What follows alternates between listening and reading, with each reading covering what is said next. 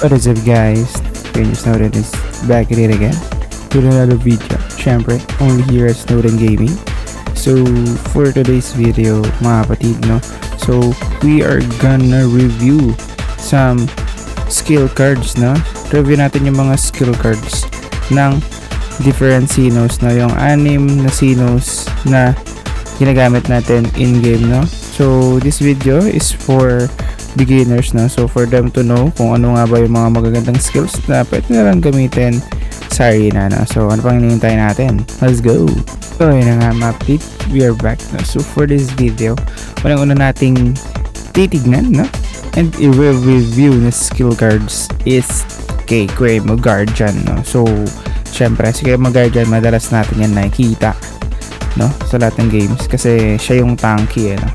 Siya yung tanky na Sino, so siya yung madalas natin nakikita sa mga arena games, no? Arena games natin, no? So siya yung nakikita natin madalas kasi ayun yung tanky, ayun yung nag-sustain sa laban, ayun yung nag-heal sa atin, ayun yung nagbibigay ng shield sa atin, no? So ano nga ba yung mga madalas na skill cards na nagagamit, no, kay Kuya Mo Guardian, no? So number 1 dyan for me is ito no, for me yan kasi ito gamit na gamit ko to no. So sa mga nanonood ng videos natin dyan, alam nyo na gamit ko to, si Energy Gain, yan, no? Kita nyo naman ang taas na ng level 8 na, medyo masakit na yung gold coin na pang upgrade, napakasakit na.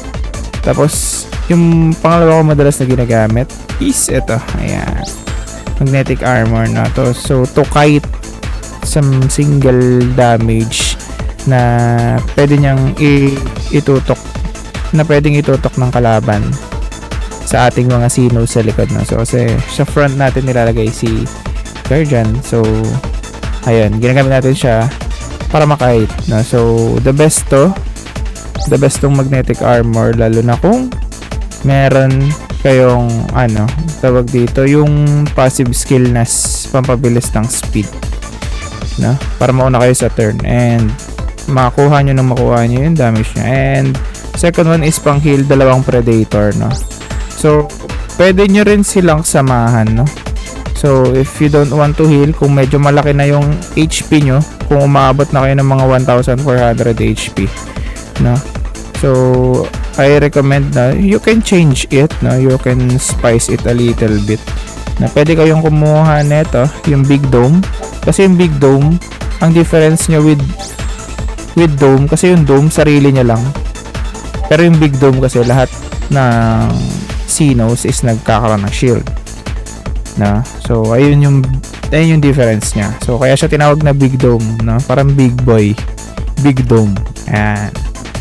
So ito madalas ko rito nakikita when it comes to arena battle, no? So ginagawa nila is pang shield to dun sa mga Sinos na nakahiwalay dun sa formation, no? Nilalagay nila yan para hindi mo matamaan ng mga skill cards yung mga Sinos nila, no?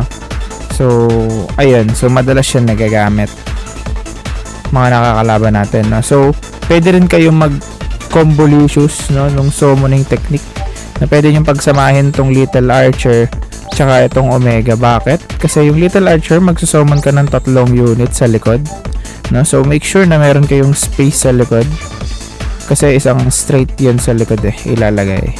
So after nun, next turn, pag meron kang card na Omega, pwede mo siyang gamitin kasi i-destroy niya lahat ng summoned units mo, and then magiging isa siyang malaking summon units na napakasakit, no?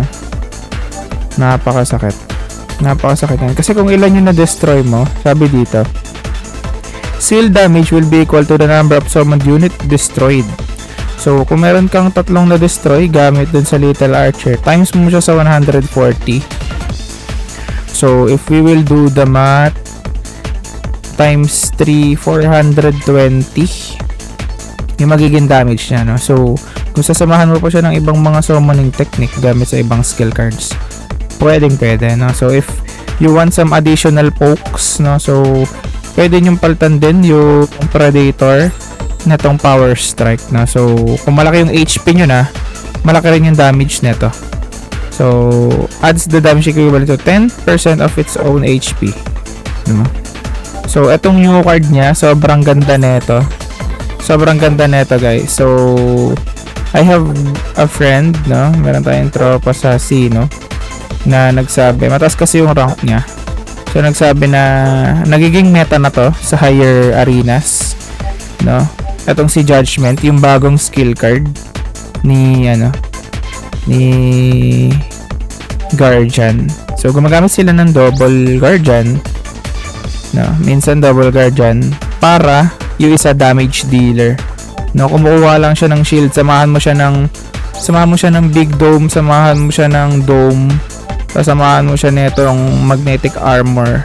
Kasi kukunin nito yung 80% ng shield value mo. Tapos ida-damage na 'yon sa kalaban, no. Tapos kung may ultimate ka pa na na dagdag shield, sobrang solid niya. So kumbaga yung isa mong Guardian sa front is for sustain, and then yung Guardian mo na isa sa mid is for damage, no? So yung damage niya magbe-base sa shield, no? So ayan lang. Alam mga kapatid, I hope may mga natutunan kayo. So don't forget to like, comment, and subscribe on our YouTube channel. Kita-kits ulit on our next video. Bye bye.